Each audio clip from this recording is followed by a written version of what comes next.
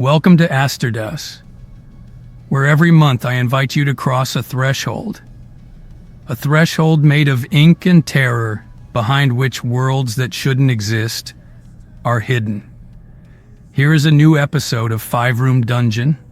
Today I take you inside something that doesn't have a real name, because its real name would be too old, too wrong to pronounce.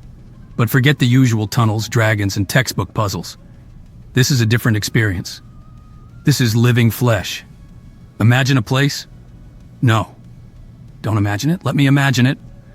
A living structure, sentient, an entity that breathes with the dull beat of human fear. Apparently a dungeon. In reality, an ancient parasite that has learned to digest the soul. Every room has a face. Every wall is skin. Every corridor is an esophagus. And inside lives the worst. Not the generic evil from the textbook. I'm talking about something that looks inside you and understands. Fear, shame, despair, pain. These are his favorite dishes, and he's in no hurry. He wants to taste you. The supernatural dungeon was designed for 4 or 5 characters of level 5 to 7. But in reality, it is designed for 4 or 5 souls, testing not only your sheets, but your will. The characters will not only have to fight, they will have to look inside themselves, find weak points in the creature, in the rooms, and in themselves. Only in this way will they be able to reach the heart, that dark and sick core, and perhaps destroy it. Before he absorbs them, before they become part of the dungeon, like those who came before them. Inside they will find 2 hunters, or what's left of them. Skeletons devoured in the dark among scraps of a blood-soaked diary, a silver dagger with a 5-pointed star, salt, iron, holy water. These are not just loot, they are tools. They are what remains of a long-buried cry for help. And every time the characters turn off a room, they will hear a toll, a beat, like a heart breaking, like a funeral clock marking the end. 5 tolls, 5 seals, and then the heart. Get ready for an adventure you will never forget. A dungeon that will watch you, that will wait for you. Because the supernatural dungeon is not just a place. It is an adversary. It is a nightmare. And it is hungry. Follow us now, room by room, as we open the veins of this creature and see what beats inside.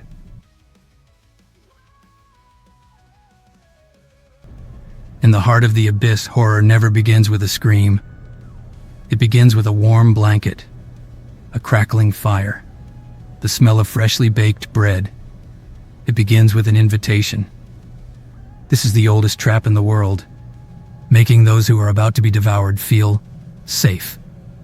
As characters cross the threshold, shift the tone from suspicion to enchantment. Describe slowly. Let them settle into the trap. When you pass through the twisted arch, something wrong happens. The wet, living stone smooths. The muscles of the dungeon tense in a false calm. The walls are hung with regal tapestries, each thread too perfect, too symmetrical. The floor pulses, and then is covered with a carpet as red as freshly spilled blood, but soft as velvet. A fireplace crackles in the opposite wall, where before there was only darkness. There is heat, the scent of baked apples, cinnamon, and melted butter. In the center, a table, loaded, succulent meat, crusty bread, red wine that is not wine. Around, armchairs, soft as forgotten childhood hugs. But all this wasn't there a moment ago. The dungeon doesn't attack, it welcomes you. It creeps in, it listens, it whispers. This is where the dungeon begins to eat, but not meat, not yet. It feeds on something sweeter. Gratitude. Relief. Every sigh of finally a safe place is a perfect seasoning. Over the course of a few turns, slowly, The characters begin to feel a growing reluctance to leave. A numbing heat creeps into their thoughts. Eyes glaze over, limbs relax, hearts beat slower. Every turn, every moment spent here is a step towards something slimier. The characters begin to feel good, maybe too good. Maybe they laugh, sit down, maybe they pour themselves a drink. Don't fight these reactions, encourage them. The more they relax, the more the tension grows. The dungeon here doesn't affect them. It envelops them. You make them feel the weight of time passing, the air that thickens, the thoughts that turn to fog. It wants them to stay. It's in no hurry. A room that watches, a room that listens, a room that loves. And then, only later, the resistance begins, the discomfort. And as the illusion strengthens, the first spectral filaments materialize, downwind, behind the armchairs, from the shadows under the table. They move like hungry roots, like transparent tentacles. They attack not with force, but with insistence. Some characters may not want to escape, insist on this. They are afraid, but they want to stay. Because here there is still hope. And in the rest of the dungeon, no. A careful observer will see from time to time the illusion tremble. The fireplace falters, the flames turn black. Behind, engraved in the living stone, a demonic symbol made of curves and lines that seem to move when you are not looking. The characters can find a crucial clue by leafing through the diary found at the entrance. The deceiving host's flames are the heart of his illusion. Only the pure can reveal the truth hidden behind the deadly welcome. Will the characters solve the riddle? Or will they run away and save themselves? If they can.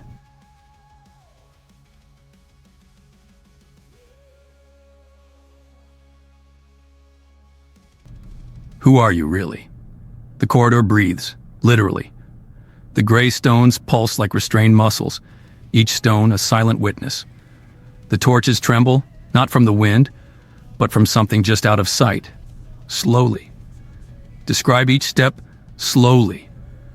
As the characters enter, the shadows lengthen before they even move a foot. Their footsteps echo too clear, too perfect. The air is crystalline and cold, like a held breath. Each breath forms little clouds of steam that never fully dissipate, as if the corridor were breathing for them. The dungeon here doesn't want to kill. It wants to destabilize. It wants to sow doubt. It wants the characters to look at each other and ask, "Is it really you?" With each turn, the shadows on either side of the corridor grow thicker. Something is being born. It is watching. He's waiting. A doppelganger isn't just a copy.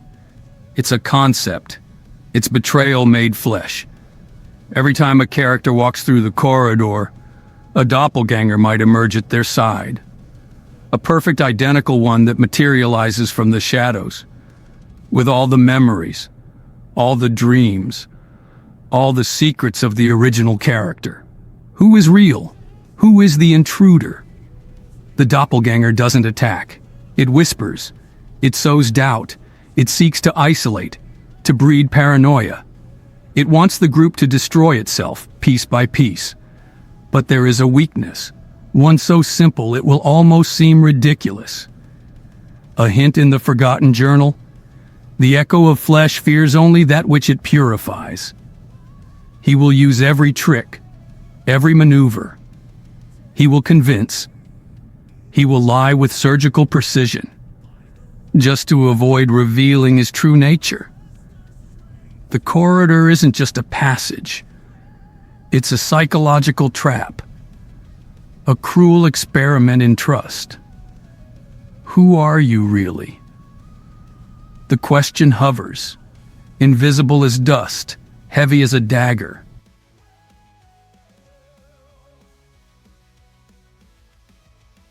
Nothing is as it seems, not even gravity. The world goes crazy when you enter, not immediately. Number, slowly. The room is an organism. It breathes, it moves. The ancient stone is not stone, it is muscle. The carvings on the walls are veins that move just outside the field of vision. Lines that writhe, symbols that breathe. In the center, a mark, a seal, not a drawing, a spiritual trap. The air is electric. The hair stands on end, not because of fear, but because something is about to break. Reality is about to shatter like thin glass. Wait. You don't describe the change right away, you let it grow, like a held breath. 1, 2, 3 rounds. Then everything starts to spin. The walls become the floor. The floor becomes the ceiling. The characters are everywhere and nowhere. They fall, they cling, they slide. Gravity is a lie the dungeon tells. And as they fall, as they struggle, something emerges. A spirit, not a ghost. A memory he hates. It appears from the walls like a breath of mist. It moves through the shadows. It attacks. It retreats. It plays.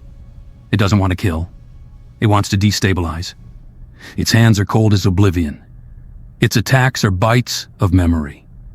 When it strikes, it's not just damage. It's slowing down, as if time itself stopped inside you. The iron weapons make him retreat, but they don't destroy him. But there's a secret. Always a secret. Hidden. Forgotten. A pile of bones in a crack.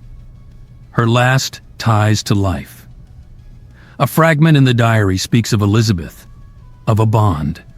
How to free yourself from this curse. What ties Elizabeth to this room?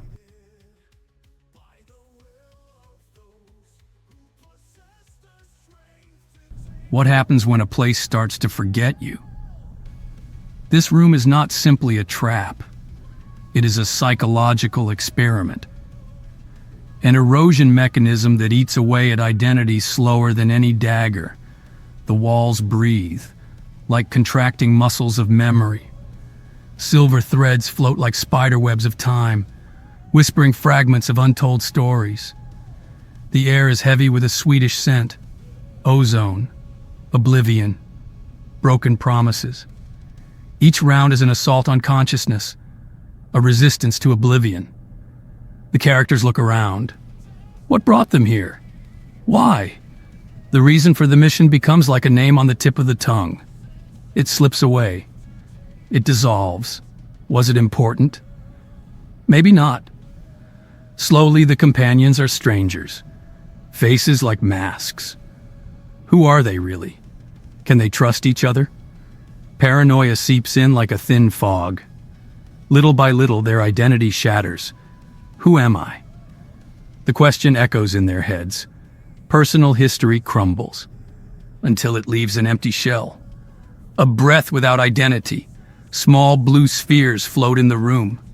Suspended memories. Fragments of identity. Inside them, stories waiting to be claimed. 3 spheres stand out. More intense. Deeper. They are not personal memories. They are collective memory. The very essence of the keeper.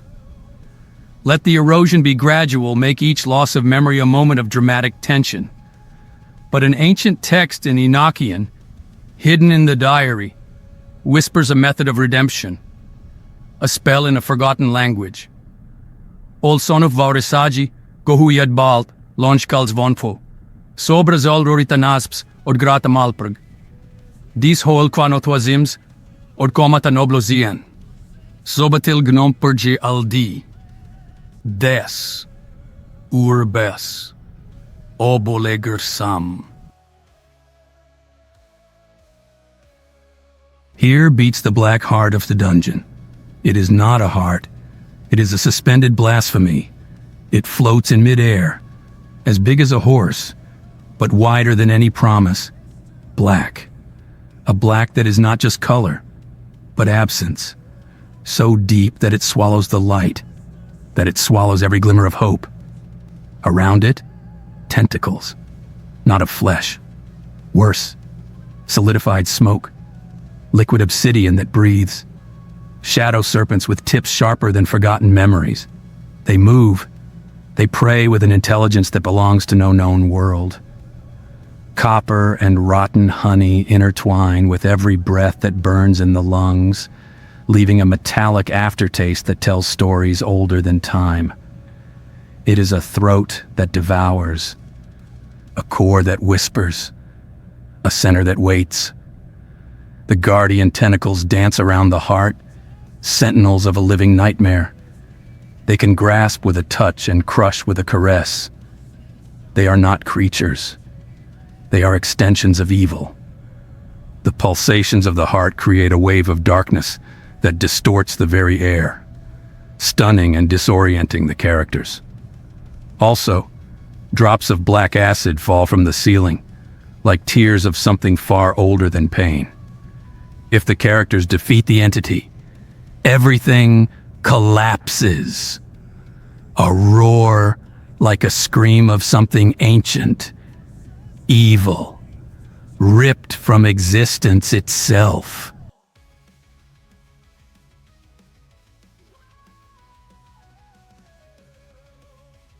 If you're enjoying this content, don't forget to give the video a like. It really helps us out and means a lot to the channel. Your support is important for the work we do. And if you'd like to go a step further and help us grow and keep improving, you can support us on Patreon at Asterdaz. Thanks for watching, and we'll see you in the next one.